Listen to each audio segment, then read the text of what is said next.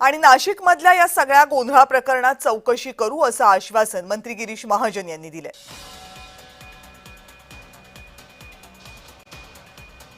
इच्छुकांची संख्या मोठी असल्यामुळे गोंधळ होता। जागा कमी आहेत, इच्छुकांची संख्या जास्त आहे। नाशिकमध्ये अनेक माजी नगरसेवकांना आम्ही संधी दिलेली आहे। अनेक ठिकाणी नाराजीचा प्रकार होणार, पण गोंधळ घालणाऱ्यांवर कारवाई करू असं महाजनांनी म्हटलंय।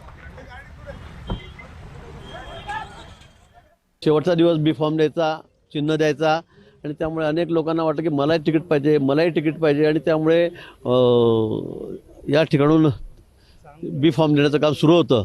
त्या ठिकाणी काही 100-150 सगळे कार्यकर्ते आले आणि त्यांनी या ठिकाणी गोंधळ घातला। ही वस्तुस्थिती आहे, पण याच्या मागचं कारण हेच आहे की सगळ्यांना वाटतं की आम्हाला बी फॉर्म मिळाला पाहिजे, आम्हाला पक्षाचं तिकीट मिळालं पाहिजे, पण जागा या सगळ्या फक्त 122 आहेत आणि मागणारे 1000 आहेत। त्यामुळे हा गोंधळ या ठिकाणी निश्चित झालेला आहे।